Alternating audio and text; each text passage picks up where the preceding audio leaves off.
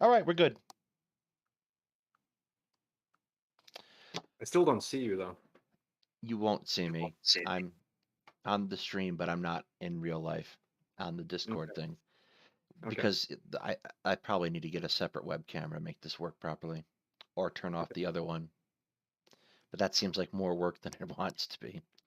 All Are right. we live? Yes, we Are we are. live? Okay, cool. So should we do the normal introductions or no? Uh, well, I don't know if a normal introduction applies. So this was It supposed to be really, the it really December episode. doesn't. Yeah, it really, really doesn't apply in this case We are because spectacularly we bad were at two scheduling. guys. Yeah, and we are two guys today, not talking about history at all, but Well, we are talking kind of about, talking about history. yes, very important history too, galactic history. Yes. So this is the Star Wars holiday special. Don't copyright Which strike we me, missed. YouTube.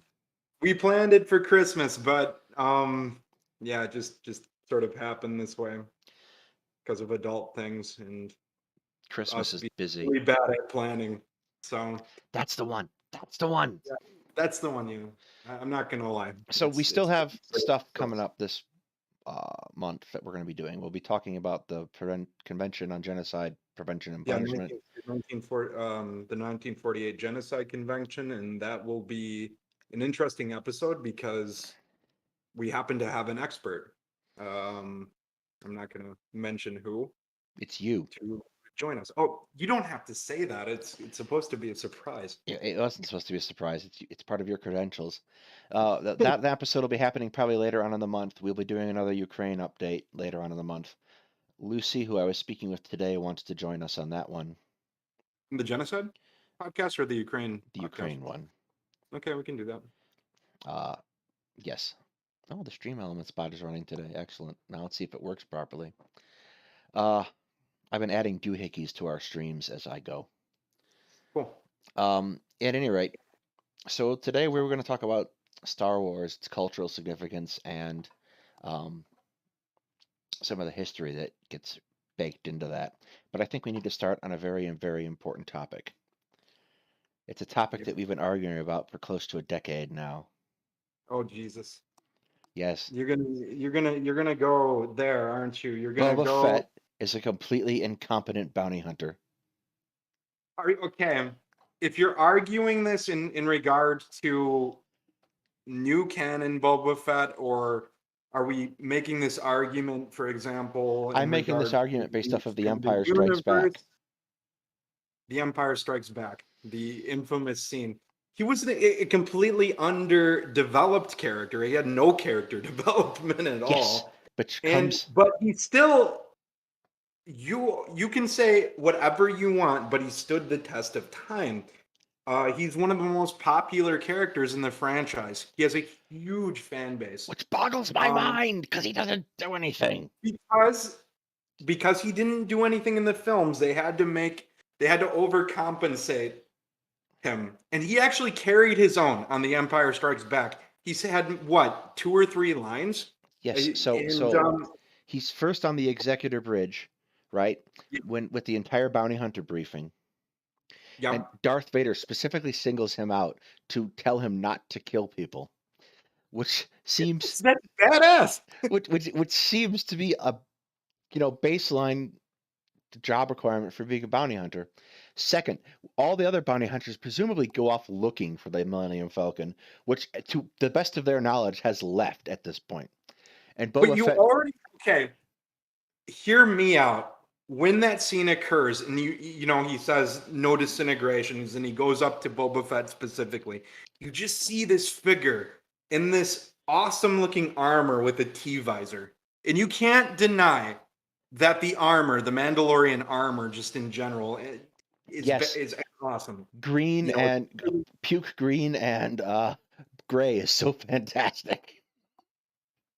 okay, now we're getting into aesthetics here. We're getting into, you know, just the color scheme. What are you, an interior designer? Come on. Okay. He's got all of the weapons on his armor, the wrist gauntlets, the dart launchers, the rocket on his like the In RPG case a system bird basically in attacks. his jetpack. He's got his I don't know if it's an E11. I should know these specifics.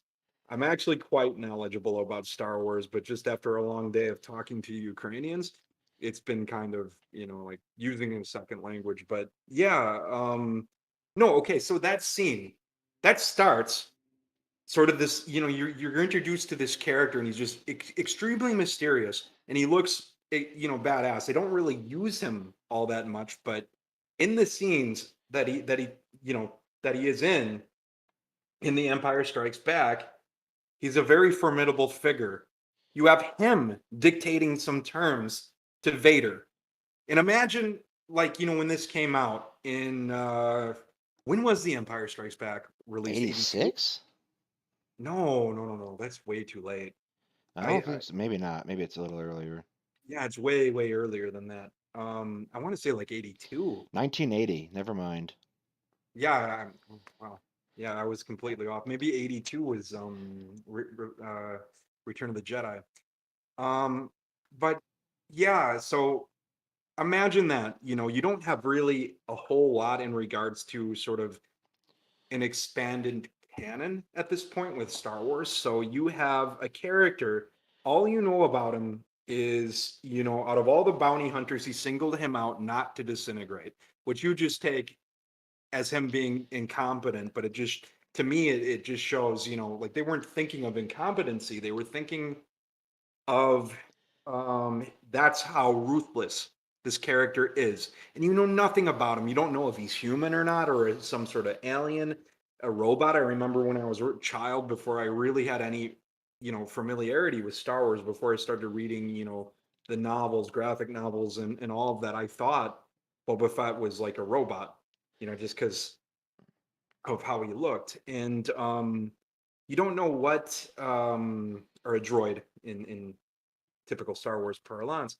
But yeah, so you have a very limited amount of information with this character, and he originally, I don't know if you know this or not, but he was supposed to play a much bigger role as a villain in Return of the Jedi. This is according to George Lucas, and he kind of, he was supposed to actually. I think that he was gonna, I don't know if it was he was originally gonna have Boba Fett as the main villain in Return of the Jedi, and then a sequel trilogy that is Luke confronting essentially Vader and the Emperor. These were sort of preliminary ideas that they had, and instead they just kind of like, okay, we'll introduce them and just kind of toss them aside. Yes, Um, and we're gonna toss aside Lando Calrissian, by the way, but I mean, I would say somewhat appropriately realized that, they had no you other know, black guys in the trilogy. no, they weren't thinking of that, but yeah, that is true. But like, I think, it just, I don't know, the character redeeming himself to go after his friend that he betrayed, even though it was sort of, he was kind of forced to do that. I think that it would have been disappointing, but it was also really disappointing what they did with Boba Fett. And that's why they resurrected him, because you have this character To that drive me has nuts. the audacity to dictate terms to That's not. Vader. Hang on a second, though. That's not really that audacious when you get down to it. In A New Hope, Tarkin spent half the movie dictating terms to Vader, Tarkin is and more at the highest importantly, level, political level, and military level. He's a Moff. He's the Grand Moff. So he is like, you basically have a triumvirate ruling the Empire at that time. You could argue. I mean, obviously Palpatine is supreme ruler, but it's essentially Vader, or it's essentially Palpatine, Vader, and Grand Moff Tarkin. And and Tarkin had limited authority over Vader. and there was also that guy in the first scene when they're on the Tantive 4, the officer who chews Vader out for shooting up the Tantive 4, also dictates terms. Like he's telling Vader like he's mad at him because he stole his stapler, Yeah, but and he just walked away. So he did, but that's before, this is that all might be the the most thing about badass Star guy in the Wars is, entire empire. later on though, right after that scene, you have the infamous, which admiral did he choke? I forget. Mahdi. Yeah, he chokes Admiral Mahdi, and you know, he's obviously a lot higher ranking than the officer that was, proverbially proverbially giving him Giving them business.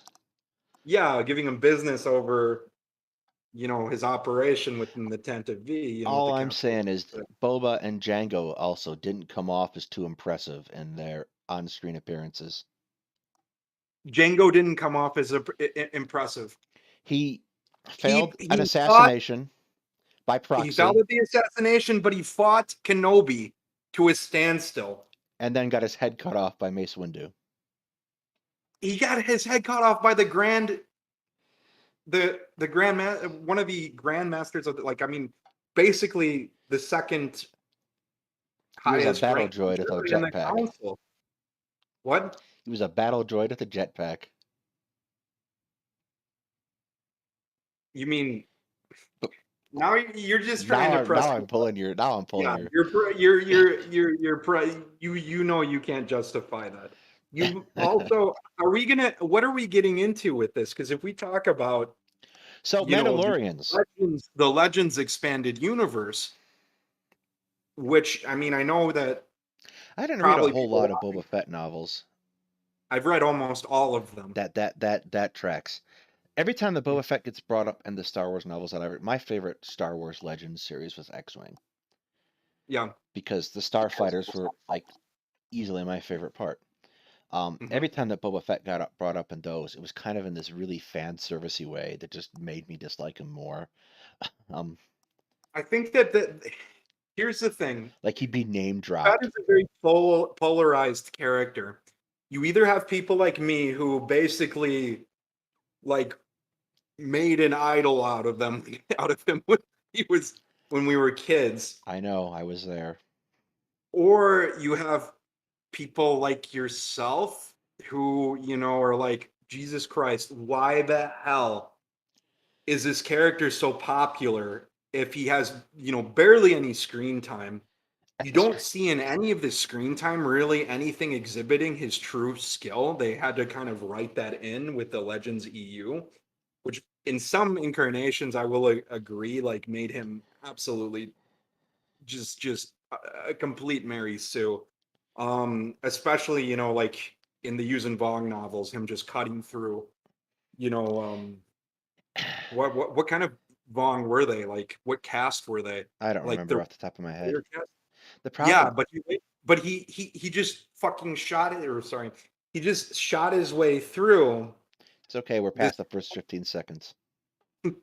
He just shot his way through these warriors who could give some of the Jedi of Luke Skywalker's New Order a run for their money, or even kill them. Which Yeah, I'm not gonna lie to you. I absolutely love that.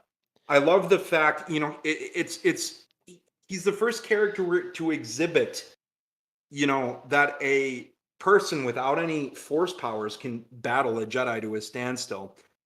If you ever have the opportunity, if you can find a cheap copy of it, or like I hope that there's these free sites where you can read comics online. You should read Jango Fett Open Seasons. It talks about sort of it gives a background to how Dooku found Fett, Jango Fett, as the clone candidate, and wasn't sort of their that tangled history.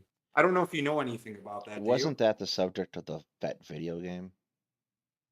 It was a little bit, yeah, part of it. So essentially, it, Dooku's history with Jango Fett, and keep in mind this is all Legends continuity. This is not the new Disney continuity, We're not but going to talk. Well, open. actually, we are going to talk about that, but not happily. Yeah, not happily at all. But essentially, Dooku, as you know, he's one of the lost. I don't know if it was 22 Jedi that they had a whole list of them since the first one in the new Sith Wars. Not like the Sith Wars of Tor or KOTOR, but the ones that the final one before the Sith Order, sort of before the rule of two. And it was in 1,000-year conflict, like actually series of conflicts between the Sith Empire and the Republic, and eventually it led to like almost the Republic's collapse. Again. But the Sith, of course, infighting, got to them. And anyway, but to get back to the point, um, the first Jedi, the first Sith, Dark Lord of the Sith of that new order, I think it was Darth Daedalus or something. Ruin, yeah, Darth Ruin. Which, of course, you don't really have any back. Like you have very limited information on him, especially once they did the retcon, the grand retcon that Disney did. So there's never any novels or anything really about him. So he's sort of a vague character, but he's the first Jedi to, fall, and then he unleashes another great schism that leads to these new Sith wars. He's the first on that list of, 22 um, Jedi who voluntarily left the order, and then of course Dooku's the last one. And in Legends continuity, Dooku, his assignment, which led him to become disillusioned with the Jedi, was being sent as part of a peacekeeping mission to the planet Galadran. So there's a whole backstory within Legends continuity of the Mandalorian Civil Wars, which is quite different from the current one. But essentially, the Mandalorians are split between those who follow a super commando codex, who kind of came up with an ideology that they will sort of follow the ways of Mandalore, but act as honorable mercenaries for hire. So that's Jaster Moril, who would end up adopting Django as a foundling because his parents were killed during the Civil War by the Death Watch. And then, yeah, to get back to the Death Watch, the Death Watch are essentially those who harken back to the days of the Mandalorian Crusades. So, like the KOTOR era. Yeah, I watched Man, the thing. yeah. And so that's what created this Civil War. And what happens in Galadrin is essentially Jango Fett and his Mandalorian. After Jaster's killed, Django becomes the Mandalore of the Super Commando faction, and they're doing a job for the governor on that planet, and essentially, uh, that person is hiding. He's hiding. Uh, Not Tor Vizsla. I forget which Vizsla. They now have come up with the actual canon characters of the Vizsla house Yeah. of Mandalore, but the one in this graphic novel, Open Seasons, is absolutely just a sadist, just vicious. And so anyway, they committed some atrocities in some villages there on Galadran, and said that Django's faction did this. And the Jedi, of course, they appeal to the Republic, the center, and the Jedi send a strike force led by Count Dooku. The mission goes horribly wrong. There's heavy casualties on both sides. Almost all of Django's faction is completely wiped out, excluding him. And during this battle, this is what makes Django basically, very famous, and what, kind of turned Dooku's attention to him, is he kills um like 4 to 5 Jedi in hand-to-hand combat, which, it's really, really well choreographed and illustrated, I would say. Um, and then later, you know the game, of course, how Dooku then, while looking for the Prime Clone template, basically places a bounty on his former student, who was also at the Battle of Galadrin, and she had fallen to the dark side. Kamari Vosa was her name, Yeah. and she fell to the dark side, and became the leader of basically essentially like a drug, death stick cult, and called the Bando Gora.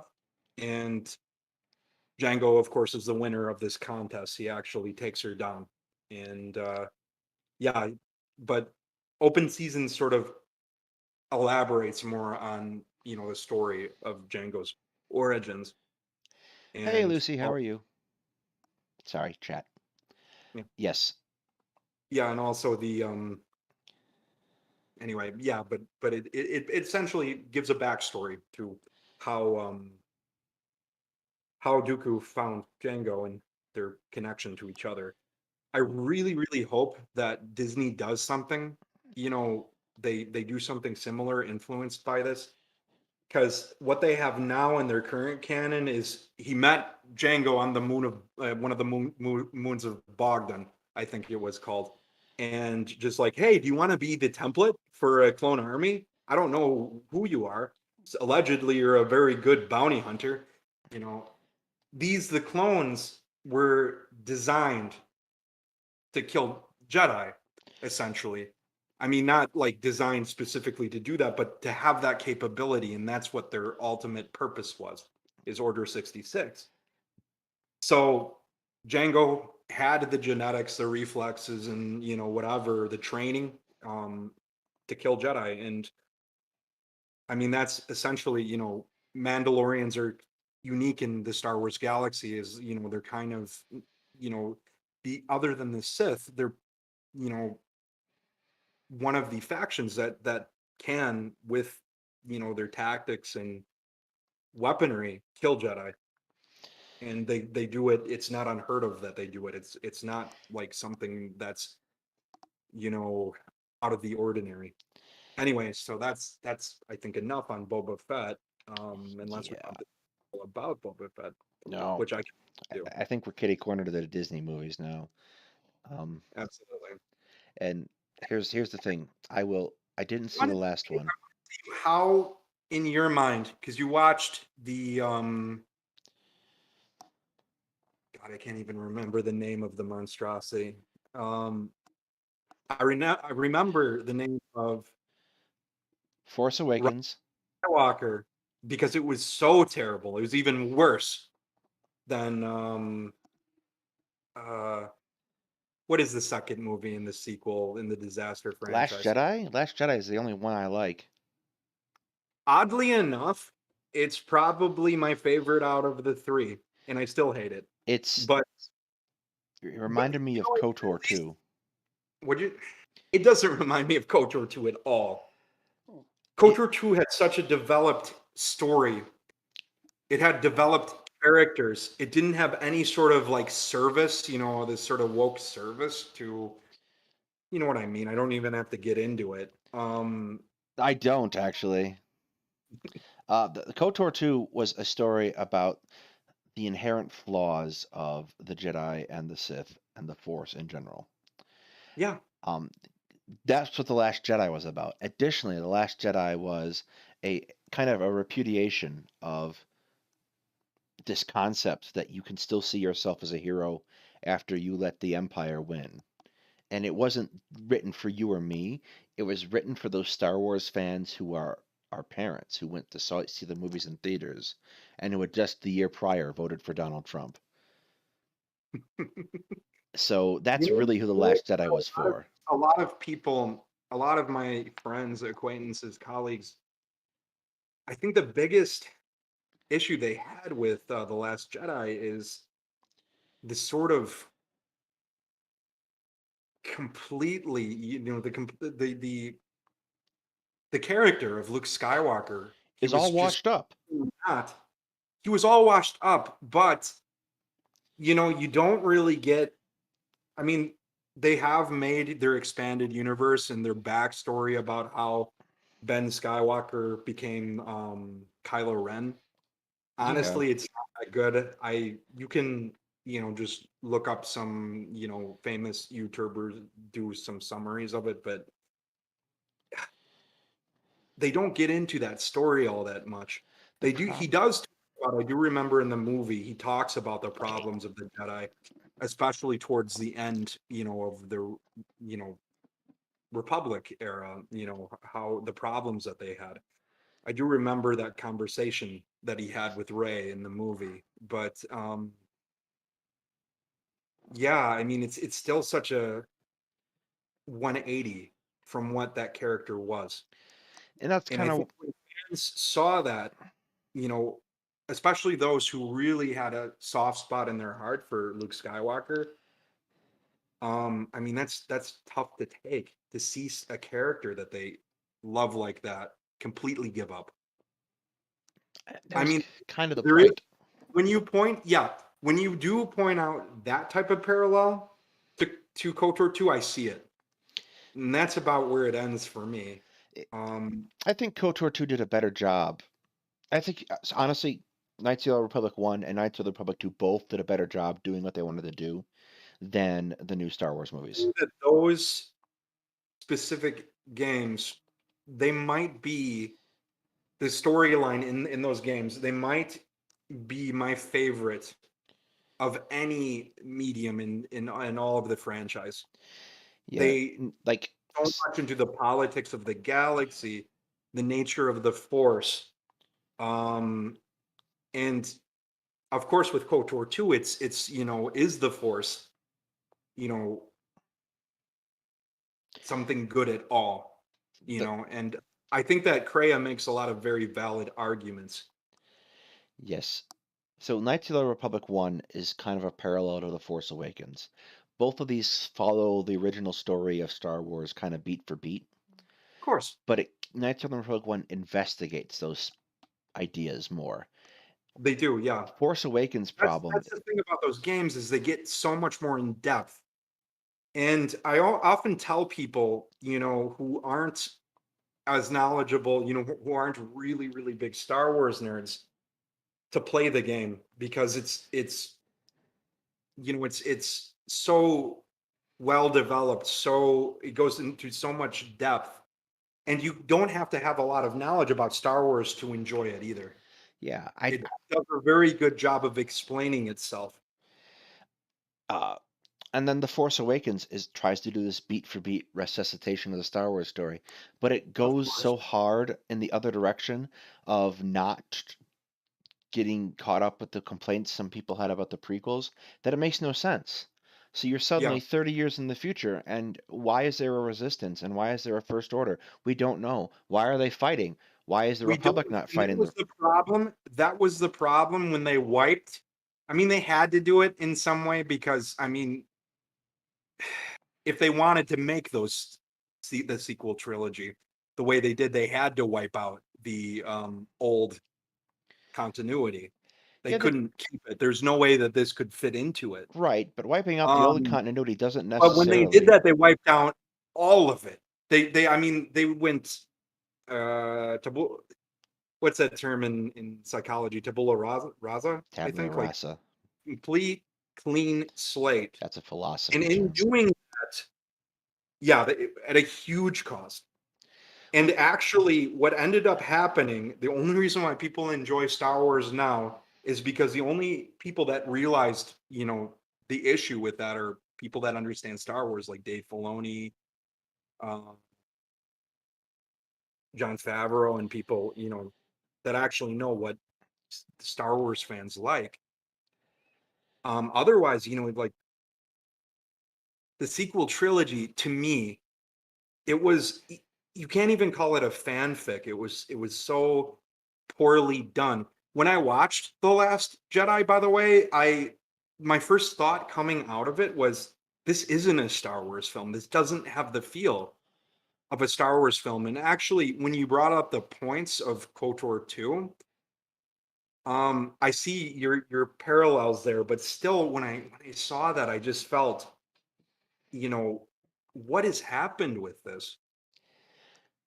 It was very hard for me. And honestly, I think what brought me, at least, it isn't that I like the new Disney canon. I really hope they find a way to decanonize the sequel trilogy. I don't think they're going to do that. I think that it's kind of like a cancer to the franchise, and they just don't know that, it's terminal, that there's not a really good way to cure it, so they're just trying to treat it the best that they can. But really, and they have a perfect medium. You've seen Rebels, right? They have a perfect way I saw parts to of Rebels. I haven't finished it yet.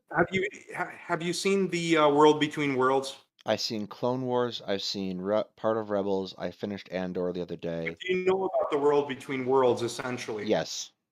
Yeah, okay. So through that, they could essentially eliminate that cancer from, the franchise, and I think that they should do that. A lot of people, probably the biggest, most popular YouTubers of Star Wars, like Star Wars Theory, are people who call for such a thing, and I agree with them 100%. It was really poorly done. And what's horrible is actually the Duel of Fates. So the script, it had its issues. I don't know if you saw it, but the original plan for what would have been, the Rise of Skywalker, it was so much better.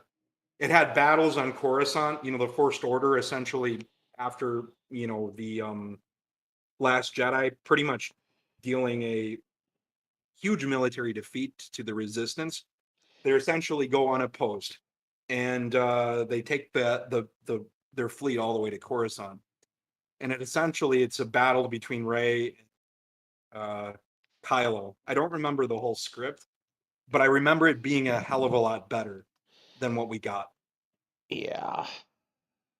And what we got was, I mean, they didn't even do it well, and they shouldn't have done it in the old Legends continuity when they brought Palpatine back to life. But You're fine, Kel. what'd you say? Chat again. But when they did that, it's kind of like, oh my God, we have some people who really hate this movie. The reviews weren't all great. I know what will make this better. Absolutely no development, and we'll bring back Palpatine. That'll save everything.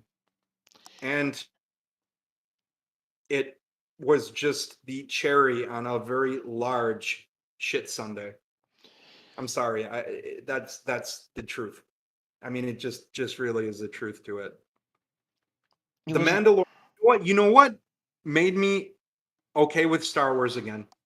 And it goes back to my favorite character. It was those Second season of The Mandalorian. Mandalorians. When they made Boba Fett come back, and not only did they bring the character back when he pulled up his chain code within the Mandalorian armor, it showed, not that Jango Fett, because they actually sort of decanonized him as a Mandalorian. And of course, Filoni realized this was an issue because there are people like me. There's a sizable, Matt or Not my people like me. yeah, my colleague, he thinks differently, but there is a very large faction within the fandom that are big into Mandalorians, and particularly, I like Din Djarin as a character. By the way, I think that he's kind of to me like a composite of Legends Boba Fett, sort of the more honorable aspects of that character, which you do see in the book of Boba Fett. But he's essentially, I mean, Din Djarin is essentially Boba Fett without sort of the absolute ruthlessness. The only Which, part. when the book of Boba Fett was made, it disappointed a lot of fans because they liked that aspect of his character. That character that skirts morality, or sometimes doesn't follow it absolutely at all. And he was a complete 180 from what he was. I The, don't know. I'm still on the fence about it. I actually like him in the book of Boba Fett. I don't like him as much as the old Legends continuity Fett, but I think that they developed his character. They actually gave him something, the which they only didn't do. part of the book of Boba Fett I've seen is the GIF where he's on the speeder going like a panther. Like, just watch it. Seriously, just bite your pride and watch it. It's not bad. Have you watched The Mandalorian? Nope. I finished Andor. I watched Rogue One. Okay, let's get on to Andor, because to me, this is not only the best of the new canon, but probably one of the best incarnations of Star Wars. I mean, one of the best aspects of the franchise I've ever seen. I think the Um, strongest Star Wars the strong, stories are the ones that strongest, without a doubt, and it's almost like I said with the Last Jedi, the Force Awakens did feel like a Star Wars movie to me. Last Jedi didn't. Rise of Skywalker really didn't. But Andor doesn't in the best possible ways. It takes away all the whimsicality that is Star Wars and really makes it real. I mean, you really get to see the stakes that the characters are facing. It doesn't seem unreal. Um, when Andor was sentenced for anti-imperial speech or alleged, anti-imperial and speech, ended up in prison. Yeah, and he's given a mandatory 6 years hard labor. That brought me back to the high Stalinist era, like 1937 or something like this, when you had people getting arbitrary sentences for something that they didn't even say at all, and you could feel the authenticity with that. And I really enjoyed the Andor a lot. I don't know, I want you to comment. I've been talking everybody else's ear off, and you can give some decent S- insights into this series. so the thing I really enjoyed about Andor, like the parts with well, him Andor himself was good, but the parts I really enjoyed about it were these looks into the various organs of the corporate sector and the imperial Yeah, intelligence bureaus, and they took these pains to explain like how there was that one scene where the Imperial Intelligence Service is having this meeting, and they talk about how they have these pilgrims, and uh they're sticking like vice booths along the route to this pilgrimage to distract the pilgrims. And there was this great scene. It was kind of how you go about destroying a culture, yeah. and that was Well, like those really good scenes. And it harkened back like there is this bit like I didn't get what the Clone Wars was about really as I was watching it, the whole animated thing they I did. didn't. I'm gonna be absolutely honest. I don't care for the Filoni verse like Clone Wars, or Except there was this I like great bit Bad when Batch a lot, but I it didn't really, I I much preferred the comics, of the Clone Wars, and then also Gennady Tartakovsky's see that was Clone. great. I loved that old Yeah, Samurai Jack one, but yeah, this one was kind of like at least up to the point when George Lucas was still working on it, kind of fleshed out what he was trying to say in the prequels in a much better way for me. There's yeah, this great scene where Ahsoka Tano is when she gets accused of the bombing. yeah, I think it's season 4 or maybe 5 of Clone Wars, and she goes to this prison complex, and she walks down this promenade into the prison complex, and the shot pans over her, and it's this promenade with this courtyard of flags, the big red flags for the Republic. Um, and it was just like, oh, crap, I get it now. That's the SS building in Berlin in World War II.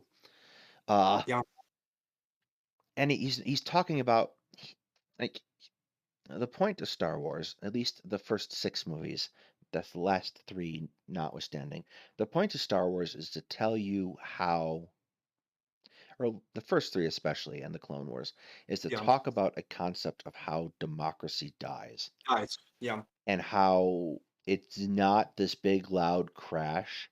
It's a very quiet thing that you don't notice happening. yeah. And it That is essentially sums up I mean, the prequel trilogy. I mean, at least what it's trying to convey. and it feels so incredibly timely for us because we're sitting on that Of precipice course, here. of course, and especially with the rise of various groups in Brazil, for example, Poland, our own country. No, no, no. Yeah, it is very relevant in that regard. What I liked about Andor, though, was it dealt a lot with moral ambiguity. Um, and that's just something that's not explored in a lot of Star Wars media as much. It's explored in the KOTOR games for sure, but Sort of. sort of, yeah, because you have points, what. There's a flaw in the binary that they present, but other than that, I Yeah, think it yeah. does Of try. course, it's very, very binary. The KOTOR games, it kind of is made to be that way because you're going one path or the other. Um, I would really like a Star Wars RPG in the future to be more like the Andor series, to be honest. Um, I also liked very much the way in which they humanized Imperial characters. Yes. For Particularly what's his example, face from the first part. yeah, I forget his name. He's the leader of the police, right? In the Not the leader. He's like a middling functionary of the police, but he's the only one who yeah, cares about his job, obviously. he cares. Yeah, he genuinely cares about his job and believes what he's doing is right. There's no like No Grand mustache twirling. Grand Moff Tarkin very clearly reminds me of like one of the Nazi leaders. He sees what he's doing as right, but he doesn't see morality as being anything. He sees morality as being something for the weak, even Yes. though what he's doing is right. And that's the thing about human nature is there are people that are like that. There are ideologies that believe that morality holds one back. And that's essentially a lot of the Nazi ideology is um it goes against a lot of sort of your tenets of Western civilization, which is the most ironic thing about it because they claim that they are sort of the Upholding high it. representatives of Western civilization, but they go against the tenets, I mean, the actual tenets of Judeo Christianity in a lot of ways. And And they view it um, as a weakness. And that's how the empire is too. Very much it was modeled after Nazi Germany. What I liked about Andor, though, of course, was the I liked how they showed the punishment system of the empire, like the way it was organized, their labor camps. I liked that satellite that they were on, yeah, uh, the way in which they controlled prisoners, and the way in which they got rid of them to cover up what they were doing. Tarkin is based off the Very, very. It's so Muslim many. There's so believers. many parallels to the histories of totalitarian regimes. I'm not Uh, sure Tarkov is Joseph Goebbels as much as he Hermann Goring, uh, but that might just That's be what I me. was going to say. He's either Tarkin is probably either Hermann Goring, a Bormann, or a. I wouldn't say Himmler. Part of me thinks that like Darth Vader was Himmler. Darth Vader's Himmler because he's a big kisser, to his master. Whereas Yes, Tarkin, thinks for himself. and and Darth Vader also served that kind of subordinate, uh, parallel role as a military Would you commander. say so? A lot of people who talk about when they get into speculative history regarding the Nazi regime, the big thing that I explore is whether or not uh, after say a victory against the Soviet army, they get all the territory they want in the East, what they would have done to the populations of the East. And there are some people that argue that the Nazis were pragmatic and they would have, we'll get into this too in our next discussion, on genocide. They argue that the Nazis were pragmatic and they would realize that killing this population, the Slavic, mostly East Slavic population or Polish population in the Eastern occupied territories would, they wouldn't have enough of their own workforce, to actually man the agricultural lands. And it's kind of a stupid assumption to just think that they would come to that realization and reform. I don't think Now they to would reform, get, yeah, I don't either. There are but people that do hold that view. there are historians who've made the argument that Hitler and the Nazis were trying to denude the intellectual classes of the Slavic people in order to create a slave state similar to the way Sparta operated. But they also had longer term plans, for example, to sterilize the population, to murder a large portion of them, and eventually they would wean themselves out. The plan was to completely wean themselves out of this slave population eventually, once the technology was sufficient, which it is now essentially in agriculture. And I mean, it was then too. They didn't need to have people slaving these plantations. I mean, that's completely sort of imperial racist thinking there. But they were planning on wiping out, these people over time. They had plans to sterilize them. They were looking at ways to sterilize people without having to do surgery. So, like, either via injections or even radiation, like things like that. Yeah. Um, where I'm getting to Star Wars here is people argue so Hitler is not the most extreme within his circle, and some of the people that were there to succeed him followed that ideology even more strictly, even more, like they wanted to, like, for example, people like, Reichard Heydrich, for example, or Himmler. I would say that Bormann is more of a opportunist. But essentially, you do have people in line to succeed him that were more extreme. Would you say that Vader, had he not been redeemed, I mean, that was his whole purpose as the chosen one, to be redeemed and to kill the Emperor, but he did most of the grunt work of, he did most of the killing He did for the most of the Empire. wiping out He of the made some Jedi. of the worst. Yeah, not just the Jedi though, but I mean, he led operations from the front, and unlike Russian generals, he didn't get hit by shells or anything like that because Vader's a badass. So, would you say that Vader is in some ways worse than the Emperor, I, than Sidious? no, I don't think so because Yeah, yeah, that's there's a dimension to the Emperor, particularly either Legends or the Disney continuity.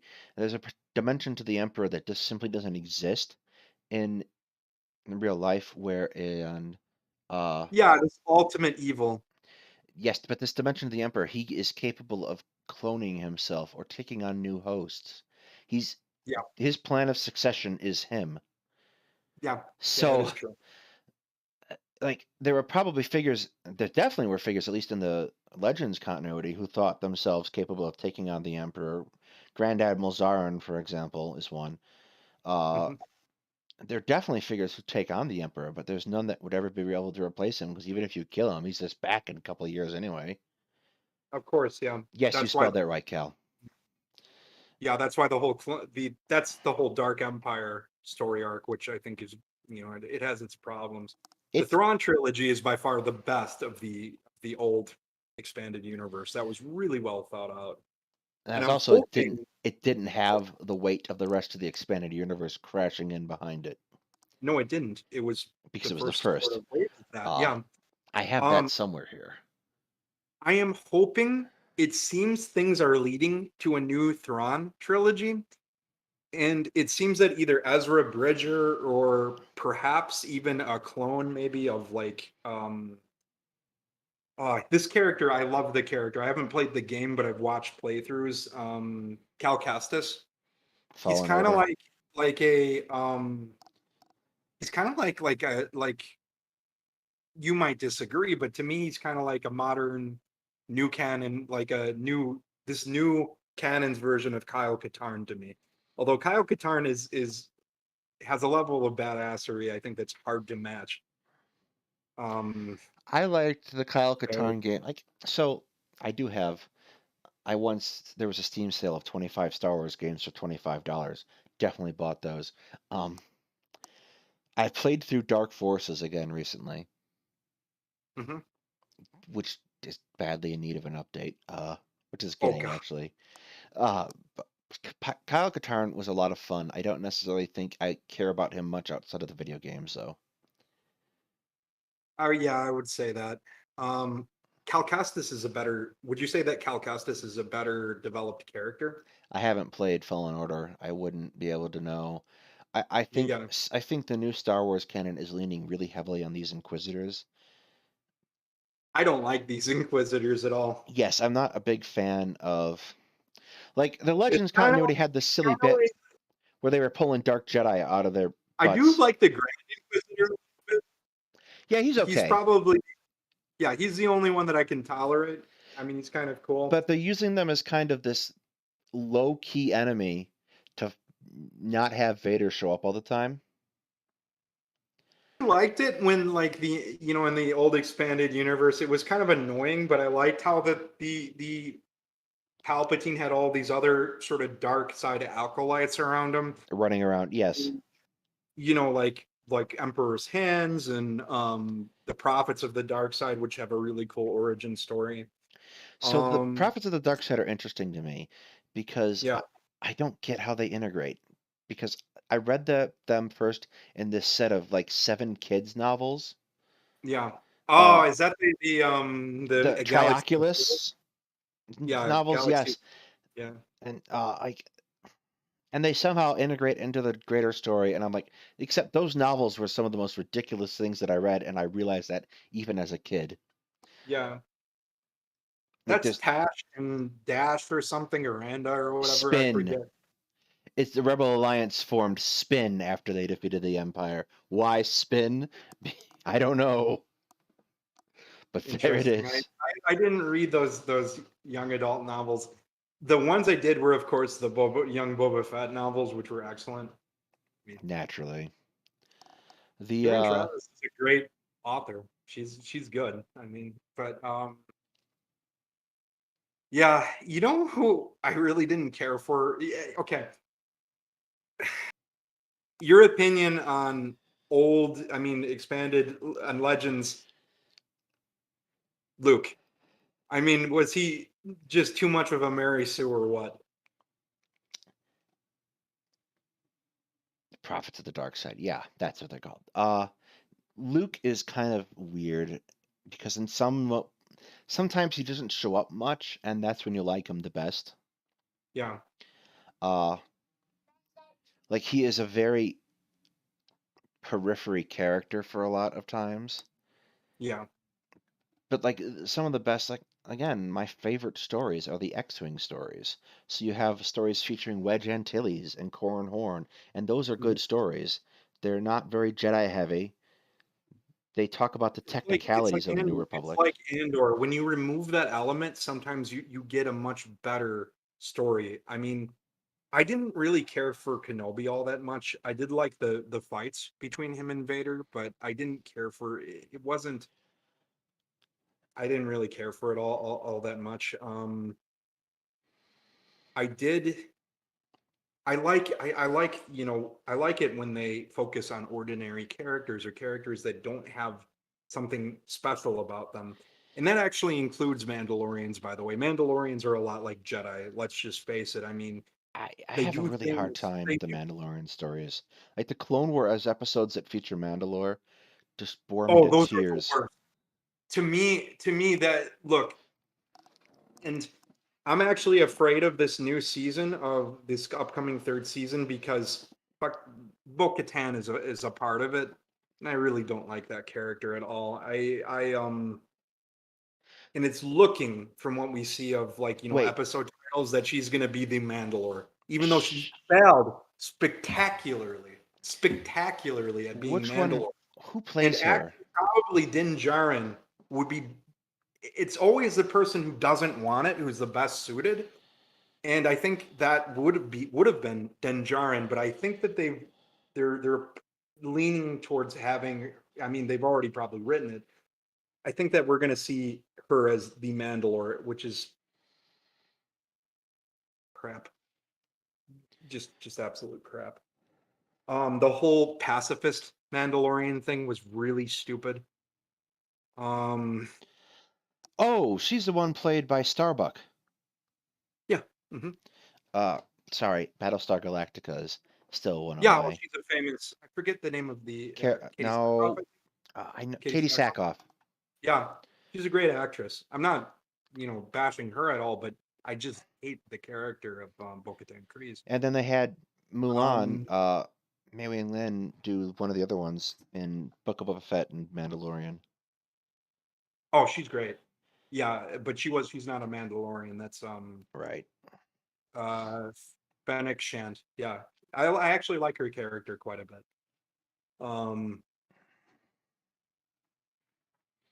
but yeah, I don't know. What more should we talk about? I have dinner to do in a Yeah, bit. I think we can probably wrap up at this point. We've been going for about an hour, and I went for 3.5 hours earlier today, so uh We should have a sequel episode on Star Wars because there's so much. We basically just scratched the surface. We really didn't get into anything in depth today. We talked a little bit, but I think there's so much more to explore, and it's a welcome departure from reality to me. yes. Especially now, because we're going to be doing regular episodes on the Ukrainian conflict, and I don't see that ending soon. So something like this, which is something, I don't, So here's how I will I'm plan this. not a Marvel person. I'm not into a lot of other nerdy mediums outside of Star Wars and also like some anime like Gundam that you hate. But Yes, I um, was tasked with watching more Magna or reading more Magna today by Lucy, so apparently I have to do don't that too. I don't think you should read manga. I mean, she might have some really good ones to recommend you. I have some that I have read in the past, but if you're gonna get into any sort of one, watch Cowboy Bebop all the way through. You might, you know, like like pay attention to it. Yes, that's the one I have to It's just finish. excellent. Also, I would recommend you starting with the first sort of summary, like movies. Watch Mobile Suit Gundam. That is something I think would be right up your alley because it's very much hard science fiction. It's has to do a lot with war and it's intelligent, I would say. I will try to Um, find it. I can I Here's can what I will ship. do, though, about this. Uh, we can just cycle this in as a third thing we do every month. Okay. Um, That would be an excellent thing to do because I certainly, given the fact, and then we can I pick better follow, topics so we're yeah, more focused and drilled in. I agree. I agree. Or maybe 50, but Aim we're low. keeping our expectations low so we don't get disappointed. Aim low. So, Yes. yeah. So And it next week will yep. be a broken up week in any event. We'll get a schedule out after my surgery and I figure out how I feel. And Um, good luck with that. it should be fine. Everybody wish my partner luck for it, and yeah. All right. Thank you everyone for coming out and have a good day. All right, everyone.